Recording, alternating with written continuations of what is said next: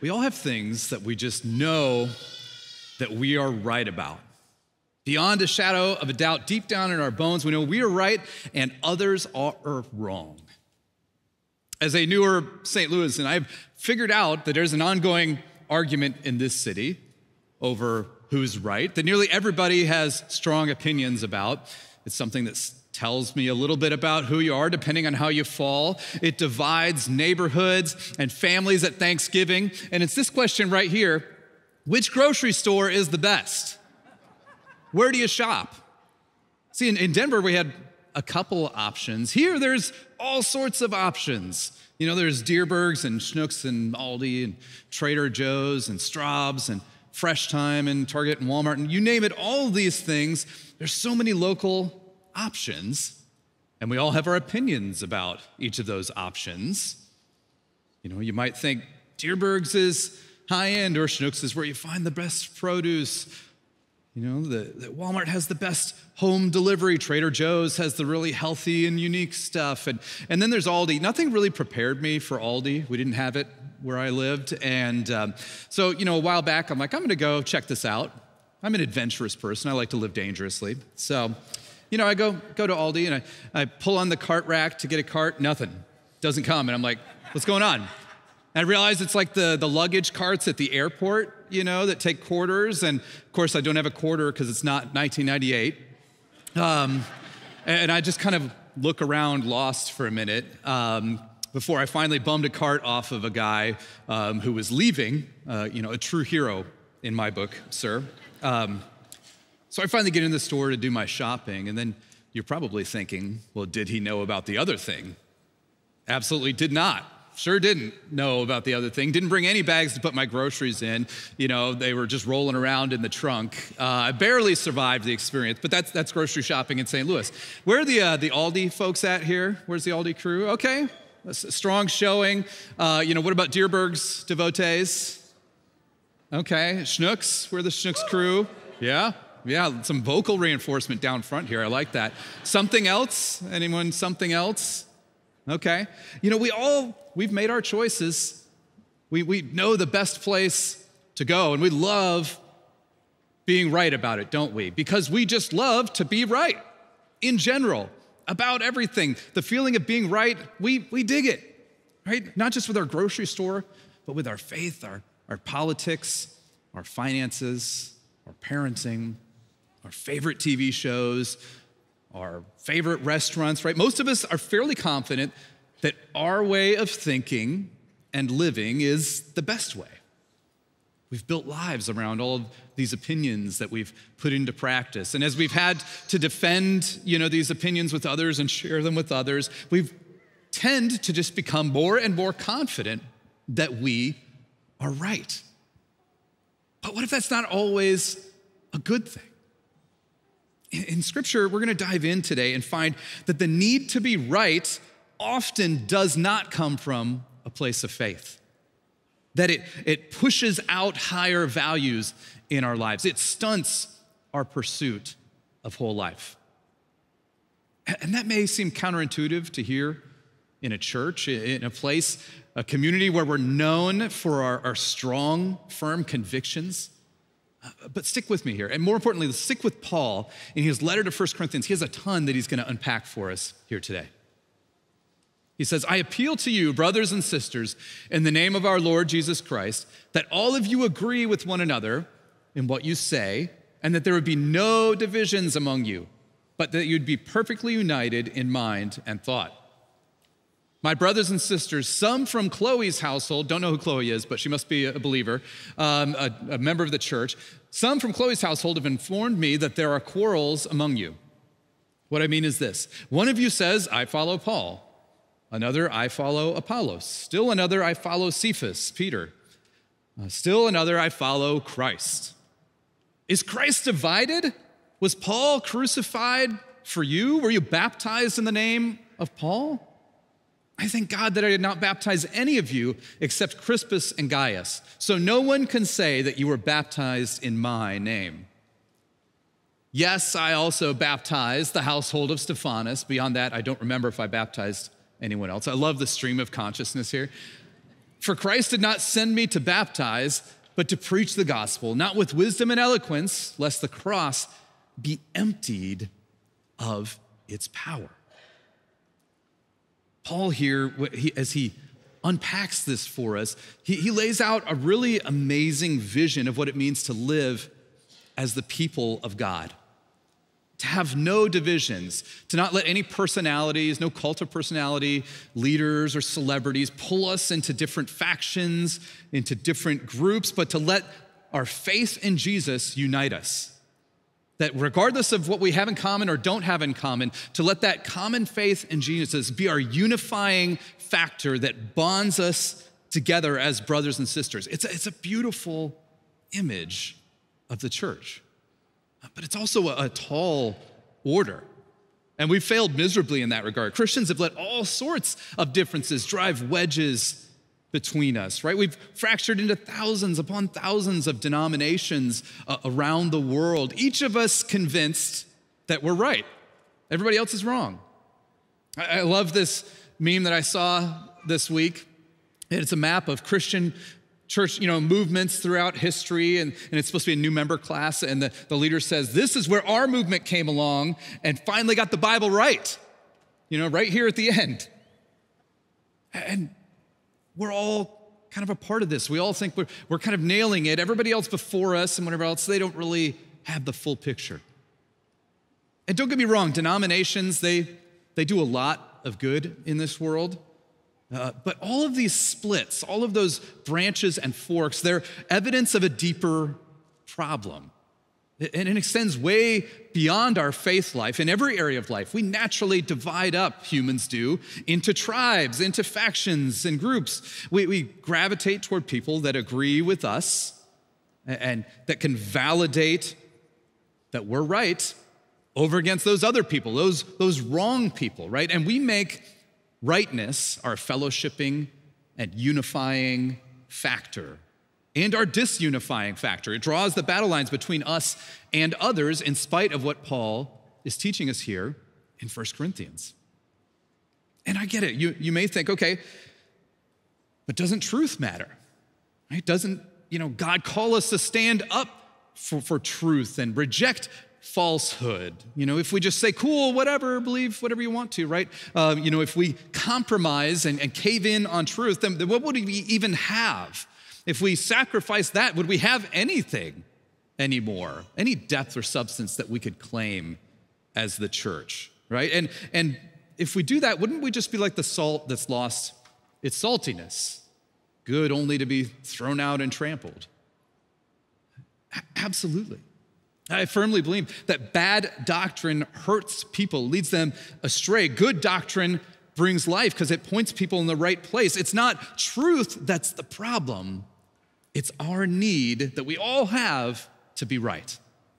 This deep emotional need that we have to win. And to let that part of us into the driver's seat of our lives, it comes at a high cost. A little bit about me. I've learned that I have a strong legalistic streak. I like to check all the boxes and do all the things right. And, at one point in my life, this manifested as an obsession with politics. And so I just began consuming tons of political media and listening to lots of talk radio, hours and hours. And not that those things are wrong in and of themselves. Certainly, I think it's great to engage in the political process and that we get a voice. But I was eating that stuff up.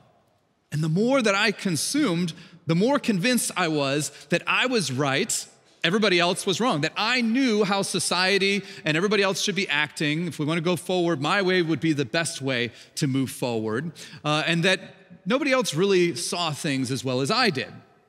And it became harder and harder for me, the more I consumed, to even imagine taking a contrary opinion. How could people even coherently think differently, right?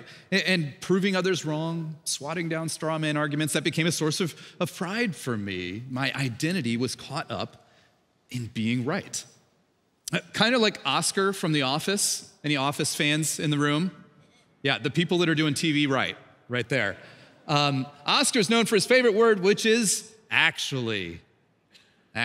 Because Oscar loves to chime in, to correct, and to give the additional info. Actually, let me correct you here. Let me share the full story. He loves to be right. He gets a huge kick out of it. You can tell it's a part of his identity. And you know what? There is an Oscar in all of us.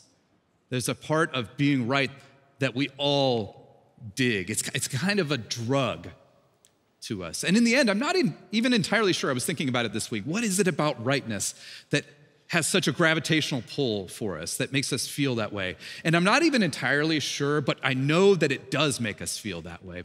And I know that it gives us feelings of power and of security. I mean, just think about in an argument when you know that you've outmaneuvered someone, you've got them dead to rights, you've won the argument. That's a powerful feeling, is it not? I mean, to know that you're the winner, right, feels good. And it feels secure and safe to think I'm on stable ground. They're the ones that have to change, not me. See, throughout our lives, it's like we build a structure in our minds, a mental house to live in of sorts. And it has foundation and pillars and supports, and all of it is pieced together by our opinions, by the things that we think we're right about, and we construct this mental house. And it could be a house of steel, very sturdy, could be a house of cards, but you know what? We build it one way or another. And we don't really like the idea that thinking the house that we've built for ourselves might not be stable, that it could have inferior materials or put together poorly, right? We don't like that because then we would have to tear down and rebuild, and that would be a lot of work. And change is always scary and hard, and it opens us up to be vulnerable. And so we don't like that. We would much rather just validate that what we've already built in our lives, in our minds, is right. And that's what I did. I found myself an echo chamber to validate. But you know what? The problem is what the echo chamber did to me. It slowly, I caught myself being arrogant, unkind, being a poor listener. I became terrible at ownership. You know, these political talking heads, they hardly ever apologize, and so neither did I. Never would admit that I was wrong. And that attitude began to seep in and filter down into other areas of my life, so that regardless the relationship or the subject matter, I had to be right. And I realized at a certain point that I became like the Pharisee in Jesus' parable of the Pharisee and the tax collector. You probably know the one. Two men go up to the temple to pray. One, a lowly, despised tax collector who prays in humility, and the other, a self-righteous Pharisee. And I realized I had become the Pharisee. God, I thank you that I am right and that I know the right stuff, and even everybody else is wrong. I'm not like all those other stupid people over there. And it reminds me of this quote. I think this is so relevant. Commit this to memory. You cannot be spiritually mature while remaining emotionally immature. Can't be spiritually mature while remaining emotionally immature. I'd realized that my need to be right had stunted my faith growth. It had pushed out the higher values. I had no room for them in my life, just like with the Pharisees. Jesus, he once criticized the Pharisees for living a faith of expert knowledge, but at the same time neglecting the weightier matters. And we think, what could possibly be weightier to God than knowing the truth and being a warrior for truth in a culture that is deeply entrenched in falsehood? And Paul says there is something, and it's this. If we skip ahead in 1 Corinthians, he says, if I speak in the tongues of men or angels, but do not have love, I am only a resounding gong or a clanging cymbal. If I have the gift of prophecy and could fathom all mysteries and all knowledge, and if I have a faith that can move mountains, but do not have love, I am nothing. If I give all that I possess to the poor and give over my body to hardship that I may boast, but do not have love, I am what? I gain nothing. Love is patient. Love is kind. It does not envy. It does not boast. It is not proud.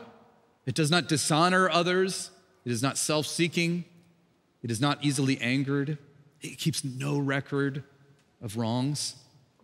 Love does not delight in evil, but rejoices with the truth. It always protects, always trusts, always hopes, always perseveres. Love never fails. But where there are prophecies, they will cease. Where there are tongues, they will be stilled. Where there is knowledge, it will pass away. For we know in part and we prophesy in part, but when completeness comes, when Jesus returns in fullness to bring his kingdom, what is in part disappears. When I was a child, I talked like a child, I thought like a child, I reasoned like a child. When I became a man, I put the ways of childhood behind me. For now we see only a reflection as in a mirror.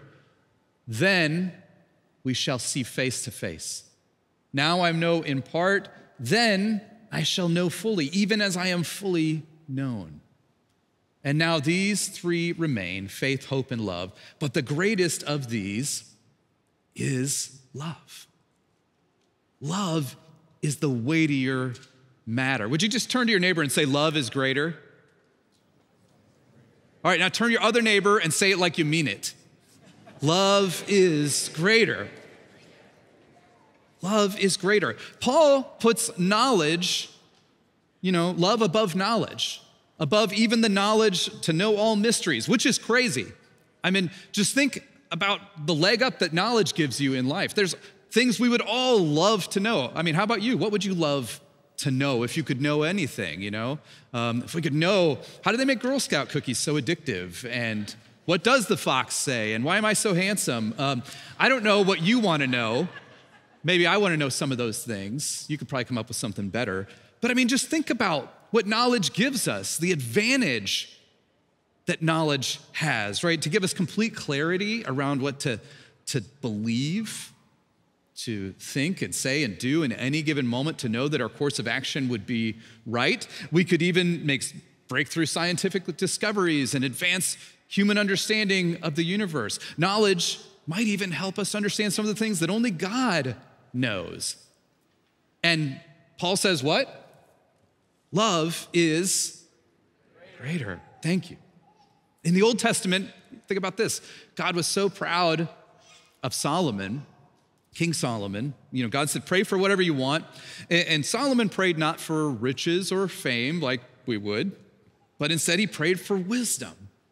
Wisdom is a step above knowledge. It's the highest value that Solomon could think of as a leader. And God was so pleased with him that he prayed for wisdom. But Paul says the prayer for love is greater.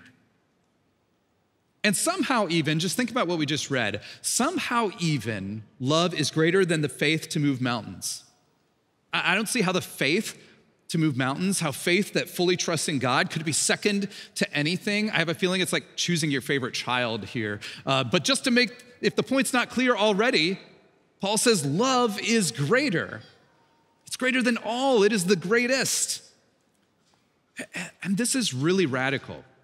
This is not just sentiment. This is really radical stuff right here. And what becomes clear to us is that most of us, we don't really believe this. We don't really live by this because we choose rightness over love all day long. All day long. Just think about it. We absolutely believe that being right is more important than being kind. We think it's okay to be abrasive with people so long as we're speaking the truth. Or so long as they have wronged us first, then it justifies it, right? We cheer people on for telling it like it is, even if they don't do so very compassionately. We think love is secondary. If you need further proof, just look at the people, the leaders that we elect. Dion talked about this last week, but the vast majority of us, we don't choose the person that's high on compassion or kindness. We choose people we agree with. We operate like the ends justify the means, that as long as this person will make decisions that I think are right, that it doesn't matter what kind of human they are. This is a reflection of what's going on in our own hearts, that we're okay with that. That this win at all costs thing, that even the most mature of us, we have that in here somewhere. If you've acted like winning is more important than character, if you've used truth as an excuse to justify being unkind, if your instinct is actually, instead of, I'm going to listen to you all the way through, if it bothers you to not get the credit, if you've gone tit for tat with others, eye for an eye, if someone comes to you with a hurt and your first response is to turn it back around on them and say, well, it's because you first did this. You're the real problem. If that describes you in any way, then join me in the prayer of the tax collector. Repeat after me: God, have mercy on me, a sinner. That's our prayer. And the amazing thing is that God does have mercy on us. God shows us that his love is greater. It's what took Jesus to the cross, and it defies human wisdom, he says. If we continue in 1 Corinthians 1, it says, the message of the cross is foolishness to those who are perishing, but to us who are being saved, it is the power of God. For it is written, I will destroy the wisdom of the wise. The intelligence of the intelligent I will frustrate. Where is the wise person? Where is the teacher of the law? Where is the philosopher of this age? Has not God made foolish the wisdom of the world? For since the wisdom of God, in the wisdom of God, the world through its wisdom did not know him, God was pleased through the foolishness of what was preached to save those who believe. Jews demand signs and Greeks look for wisdom, but we preach Christ crucified, a stumbling block to the Jews and foolishness to the Gentiles, those of non-Jewish origin. But to those whom God has called, both Jews and Greeks, Christ, the power of God and the wisdom of God. Christ, the power of God and the wisdom of God. You see, the Greeks, they love to debate truth. They love to pursue increased knowledge and wisdom. They were into philosophy. And in our modern culture, we've adopted a lot from the Greeks. We've taken a lot of their words and even their patterns of thinking. And just think about it. We have a deep desire to pursue knowledge in every area. And that's why we continue to face the temptation of Adam and Eve in the garden to grab a hold of the fruit of the tree of knowledge and to imagine that we're capable of peering into mysteries that only God can see. We have this tendency to think we're figuring our world out. In fact, we've kind of got it figured out. We know more about how it works than we don't know at this point, right? We know how to live a meaningful life. We've got our theology figured out. We know how God works. But the message of the cross, it levels all of our human wisdom, all of our false certainty. It lets us know we're not as right as we think that we are. We never could have imagined what God did with the cross. That at the cross, that would prove that we have a God who, in spite of all of our errors, would still love us. That God would die, that he could even die, that somehow a man would rise from the dead, and that reconciles us with God, our heavenly Father. We didn't imagine or plan any of that. God, in his wisdom, did that. That's the foolish message of the cross. It doesn't make sense to us, but it's the reality on the ground. And it demolishes the houses, the structures that we have built out of cards or on sand. It forces a confrontation between our wisdom and the wisdom of God. 18 months ago, I was sure that God needed my service at Renewal Church in Denver for years to come. I had planted that church in 2018. It was doing well, but I absolutely knew the health of the church depended on me staying put, staying the course. That church planners, it's a hard gig, and so you have to stick it out for like 5 years at least. Don't leave too soon, or it'll be a giant strategic and leadership mistake. And then God called me here. And it forced me to confront what I knew for certain.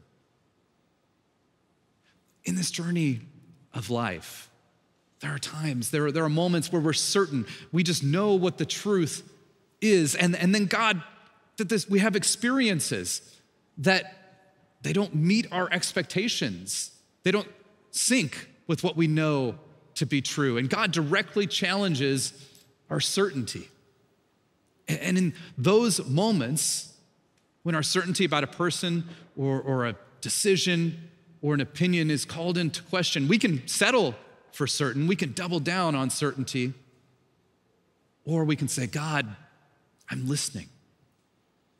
Show me the higher values. Show me the better attitude. Show me where I'm off. The message of the cross, it confronts every false certainty that we have established, to leave it behind, to create a void that God can step in and reshape and reform our opinions, to be on the rock, to be on Jesus, to be established on the certainty of the message of the cross.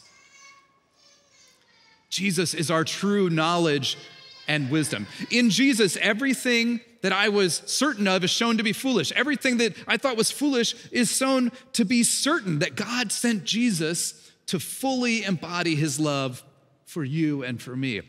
That which I know in Jesus. You know, at Pathfinder, we talk a lot about embracing a God-directed journey in life. And that means valuing righteousness, the righteousness of Jesus, over our rightness. Being able to lay down our rightnesses, to take up the righteousness of Jesus that he gives to us. That this idea of desiring to be in a right relationship with God is more important than showing everybody else how right we are.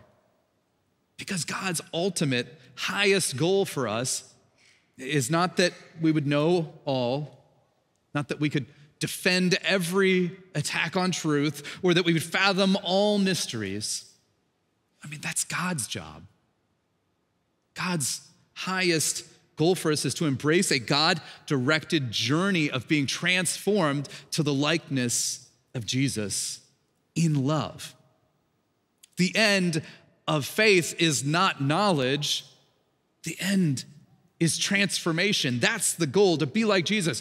Rightness prohibits transformation, because rightness says build on your own self-identity, build on your own wisdom. But transformation says build on Jesus, become fools for love like him. In 1 Corinthians 13, the key is love. We read this a minute ago, but just look at the key that to all of these values. Love is patient, love is kind. It does not envy. It does not boast. Love is not proud. It does not dishonor others. It is not self-seeking. Love is not easily angered. Love keeps no record of wrongs. Love does not delight in evil, but rejoices with the truth. Love always protects, always trusts, always hopes. Love always perseveres. Love never fails. Love is the key to all the other higher values of God. It's the defining fruit of faith. It's the key to a more meaningful life. It's the key to a more faithful posture toward others.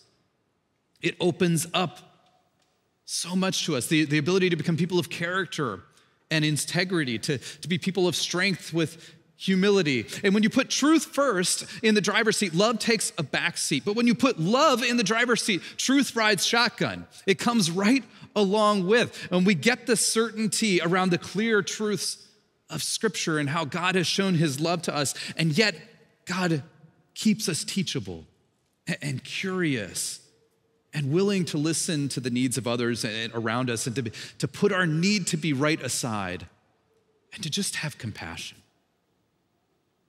To no longer desire just to win the argument, but to preserve the relationship, to invest in what lasts.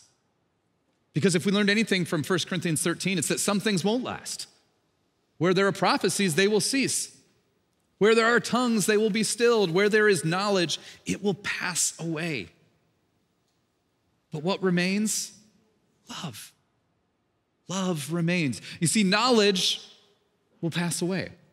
Human wisdom has an expiration date, a shelf life, right? Love remains. It's the most important value. And that's hard for me to say as a struggling rightness addict. And it's hard for us as the people of God to embrace too. To try to be both and people of truth and love. We've been trying to do this, but just like we talked about with all these denominations, it just goes to show you that when push comes to shove and we're trying to figure out, is it better to be right or to keep working together, that we put truth above all else and we fracture. When push comes to shove, we put truth above unity. And I value truth. I'm a truth teller, so I get it. I'm not entirely sure what I would do differently to solve it because truth matters, but I know Jesus wouldn't be okay with choosing between the two. Because Jesus, before his crucifixion, he prayed this prayer for us. Father, may they be one as we are one. One in faith, one in love, one in spirit on this God-directed journey of transformation. And you may hear voices saying, dismiss this stuff. It's not how the world works. It's not realistic. Love, all that, it's just soft, right? Don't change what you're doing. Keep fighting. Keep saying, posting, doing whatever you're doing. Don't let anyone tell you you're wrong. That's the fear of change talking. And divisiveness is not a fruit of faith. Self-rightness, not a mark of the Spirit. Don't let certainty push away the higher values. Build on the love of Jesus. And when everybody else is obsessed with being right and winning, may we be obsessed with love. With saying, I'm for you because Jesus is for me. Actually, he's for us. And I don't know some things. There's a lot that I don't know, but I know Jesus, and I know that his love is greater. God, we thank you that this is a place we can go in which to encounter your love. Pure love for us, that regardless of how wrong or how right we are, when we gather here, we know that in Jesus, Lord, you look upon us with your full favor. That in this place, we know that we are valued and cared for because we're created in your image and you just love us. God, this week as we go forward, show us the moments where we're putting rightness in front of love, when we're elevating that above everything else, and teach us in our spirit when to lean in and to be intentional about being more like Jesus. Give us a right mind and a right heart to know when we have to tear down and rebuild on what is certain. To be certain about the right things. And it all starts with you, God. Thank you for loving us. May we preserve the unity of the body. May we be about us as we glorify you and share your message of hope with the world. In Jesus' name, amen. Thank you for joining us and being a part of our online Pathfinder community. If you're new, you can find helpful links to resources in the description below or at pathfinderstl.org.